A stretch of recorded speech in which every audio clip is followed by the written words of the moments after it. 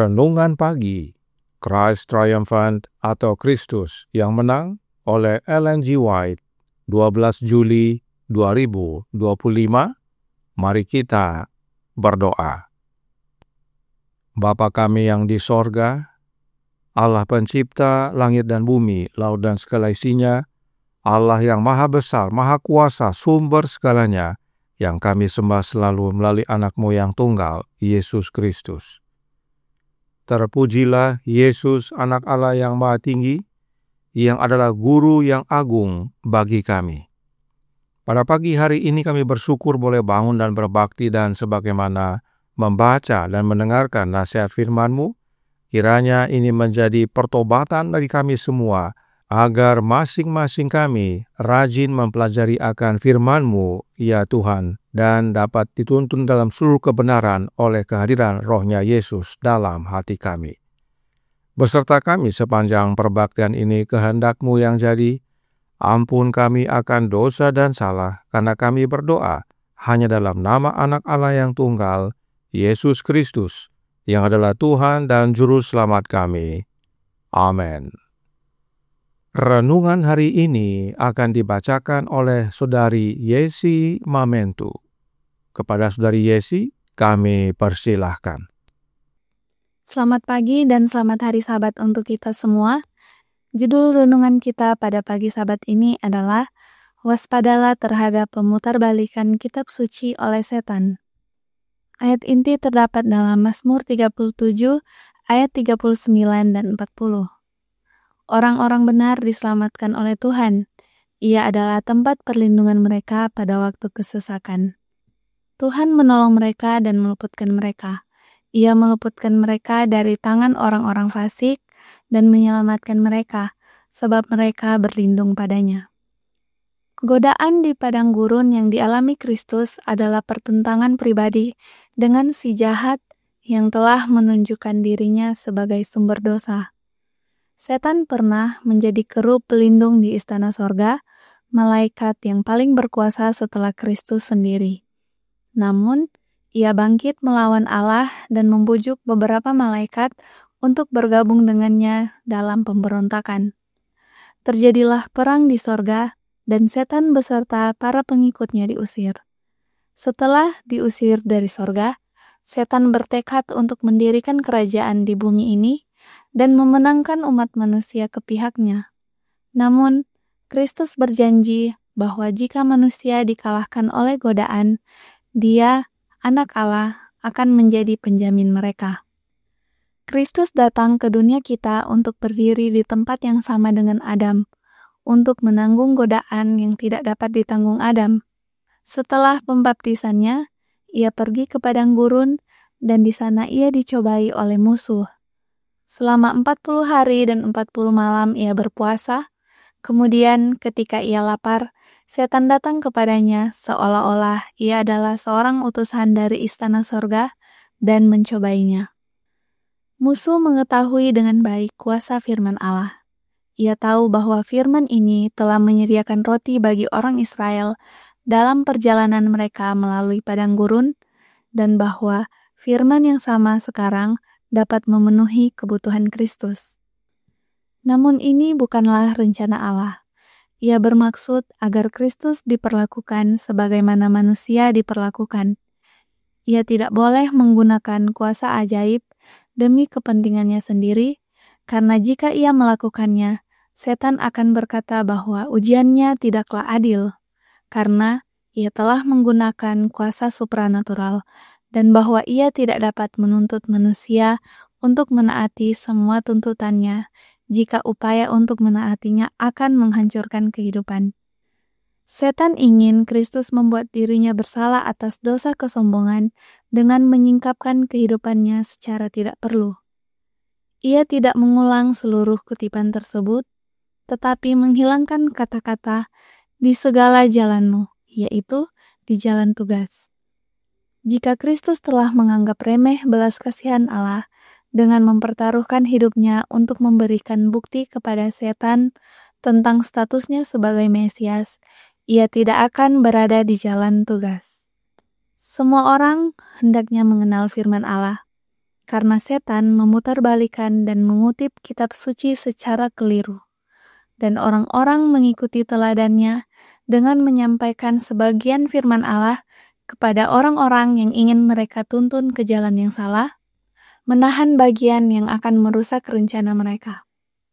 Manuskrip 153 tahun 1899. Demikianlah bacaan renungan kita pada pagi hari ini. Tuhan Yesus memberkati kita semua. Terima kasih atas penata layanan Saudari Yesi. Tuhan Yesus memberkati. Selamat pagi saudaraku dalam Tuhan. Selamat Sabat. Dalam memutarbalikkan kitab suci, setan tidak sendirian. Dia punya pengikut. Roh Nubuat berkata dalam The Ministry of Healing halaman 21 paragraf 1 yang berbunyi, pengajaran Yesus tidak seperti penjelasan kitab suci yang diberikan oleh ahli-ahli Taurat dan orang-orang Farisi, sehingga memikat perhatian orang banyak. Para rabi mengikuti tradisi, teori manusia, dan spekulasi. Sering apa yang manusia ajarkan dan tuliskan tentang kitab suci mengambil tempat kitab suci itu sendiri. Bukankah ini yang sedang terjadi sekarang ini? Para pengajar dan para pendeta di dalam gereja menulis tentang Alkitab dan membuat buku mereka menjadi pengganti Alkitab. Dan yang mereka ajarkan adalah tradisi, teori, dan spekulasi manusia. Perhatikan cara pendeta berikut ini mengajarkan ayat Alkitab yang sederhana menjadi rumit. Notice Galatians chapter 4 and verse 6. We'll notice several more from the New Testament. Galatians 4 and verse 6. It says there, and because you are sons, God, there's one, has sent forth the Spirit, there's two, of His Son, there is three, into your hearts, crying out, Abba, Father. So you have God sending the Spirit of His Son. Three, once again. Sang pendeta menyatakan bahwa dalam Galatia 4 ayat 6 terdapat 3 pribadi yang berbeda, yaitu Allah, Roh, dan Anak. Apakah benar demikian? Tentu tidak. Mari kita baca yang tertulis. Galatia 4 ayat 6 berkata, dan karena kamu adalah anak, maka Allah telah menyuruh roh anaknya ke dalam hati kita, yang berseru, ya Aba, ya Bapa. Saudaraku dalam Tuhan, saat dikatakan Spirit of His Son, atau roh anaknya, maka itu bukan 2 pribadi yang berbeda. Roh tersebut adalah rohnya anak Allah, dan bukan pribadi yang lain. Akhirannya adalah bentuk kata ganti orang untuk menyatakan kepemilikan. Dalam bahasa Inggris juga sama. Dikatakan of His Son, artinya roh tersebut milik anak Allah. Jadi, dalam ayat ini tidak ada 3 pribadi, tetapi hanya 2 pribadi, yaitu Bapa dan anaknya. Inilah yang tertulis. Lalu, mengapa sang pendeta salah baca? Oh tidak, dia tidak salah baca, tetapi dia membaca berdasarkan tradisi, yaitu tradisi Trinitas. Dan sedihnya, banyak orang yang percaya kepada ajaran tradisi tersebut. Sementara Yesus tidak pernah ikut tradisi. Yesus baca sebagaimana tertulis. Roh Nubuat berkata dalam The Ministry of Healing halaman 21 paragraf 1. Tetapi pokok pengajaran Kristus adalah firman Allah. Ia menjawab mereka yang bertanya dengan jawaban sederhana. Ada tertulis. Apa kata nas kitab suci? Apa yang kau baca di sana? Yesus mengajar dengan sederhana, yaitu dengan menyatakan apa yang tertulis dalam firman Allah. Kemudian, Matius 28 ayat 19 berkata, "Karena itu pergilah, jadikanlah semua bangsa muridku, dan baptislah mereka dalam nama Bapa dan Anak dan Roh Kudus." Adalah penting untuk mengetahui apa yang sebuah ayat nyatakan, tetapi lebih penting lagi untuk mengetahui apa yang sebuah ayat tidak nyatakan. Matius 28 ayat 19 tidak menyatakan alamiah Bapa, Anak, dan Roh. Tidak menyatakan hubungan di antara Bapa, Anak, dan Roh. Tidak menyatakan adanya 3 oknum atau 3 pribadi. Tidak menyatakan bahwa Allah itu terdiri dari 3 oknum. Tidak menyatakan siapa Roh Kudus. Tidak menyatakan bahwa ketiganya menjadi satu Allah. Bahkan kata Allah tidak disebutkan dalam ayat tersebut atau dalam Matius pasal 28. Juga tidak ada menyebutkan bahwa inilah kealahan itu. Banyak hal yang tidak dinyatakan dalam Matius 28 ayat 19 yang sering orang simpulkan dari ayat itu. Namun secara tradisi, ayat ini adalah dasar doktrin Trinitas. Memaksakan bahwa ayat ini menyatakan adanya 3 oknum kealahan adalah lompatan raksasa di luar dari apa yang dinyatakan oleh ayat tersebut. Ayat ini sama sekali tidak mengajarkan doktrin Trinitas. Yang Yesus sampaikan adalah bahwa jadikan semua bangsa jadi murid dulu, baru dibaptis. Artinya, sebelum dibaptis, harus diajar terlebih dahulu. Apa yang diajar? Segala sesuatu yang Yesus perintahkan. Lalu, apakah Yesus ajarkan tentang siapa Bapa, siapa Anak, dan siapa Roh dalam Matius 28 ayat 19 ini? Tentu tidak. Tetapi Yesus ada ajarkan dalam ayat-ayat lainnya. Tentang Allah Bapa, Yesus berkata, Bapa adalah satu-satunya Allah yang benar. Bapa adalah Tuhan langit dan bumi. Bapa adalah Tuhan orang Israel. Lalu, apakah yang Yesus ajarkan tentang anak, yaitu dirinya sendiri? Yesus berkata bahwa Yesus adalah anak Allah dan Allah adalah Bapanya.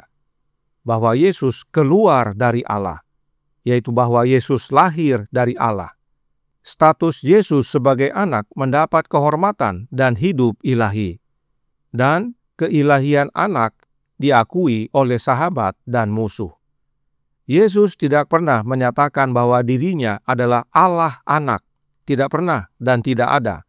Yesus selalu menyatakan bahwa dirinya adalah anak Allah. Itulah yang tertulis. Dan untuk Roh Kudus, inilah yang Yesus ajarkan, bahwa Rohlah yang memberi hidup. Daging sama sekali tidak berguna. Perkataan-perkataan yang kukatakan kepadamu adalah roh dan hidup. Kemudian, sesudah berkata demikian, ia, yaitu Yesus, mengembusi mereka dan berkata, terimalah Roh Kudus. Dan meskipun Yesus kembali ke sorga, sesudah kebangkitannya, dia berkata kepada para muridnya, Aku tidak akan meninggalkan kamu sebagai yatim piatu. Aku datang kembali kepadamu. Karenanya waktu Yesus bicara tentang roh, dia berbicara tentang hidup dan karakter keilahiannya. Inilah yang Yesus ajarkan sebagaimana tertulis. Karenanya renungan hari ini berkata dalam Christ Triumphant, halaman 200 paragraf 6. Semua orang hendaknya mengenal firman Allah, karena setan memutarbalikkan dan mengutip kitab suci secara keliru, dan orang-orang mengikuti teladannya dengan menyampaikan sebagian firman Allah kepada orang-orang yang ingin mereka tuntun ke jalan yang salah. menahan bagian yang akan merusak rencana mereka. Inilah yang setan lakukan kepada Kristus pada waktu dia menggoda Yesus di padang belantara. Dan sekarang banyak pengikutnya yang mengajarkan tidak dengan ada tertulis, tapi dengan teori mereka, tradisi mereka, dan spekulasi mereka. Kiranya penggambaran ini menjadi pembaharuan bagi kita semua. Roh Nubuat menutup dengan berkata dalam manuskrip 12 tahun 1901 paragraf 12. Alkitab tidak hanya diberikan untuk para pendeta dan orang-orang terpelajar. Setiap pria, wanita, dan anak harus membaca kitab suci untuk dirinya sendiri. Jangan bergantung pada pendeta untuk membacanya untukmu. Alkitab adalah firman Allah bagi Anda. Orang miskin membutuhkannya sebanyak orang kaya, yang tidak terpelajar sebanyak yang terpelajar. Dan Kristus telah membuat firman ini dengan begitu sederhana, sehingga dalam membacanya tidak perlu ada yang perlu tersandung. Biarlah orang yang rendah hati membaca dan memahami firman yang diberikan oleh guru yang paling bijaksana yang pernah ada di dunia ini.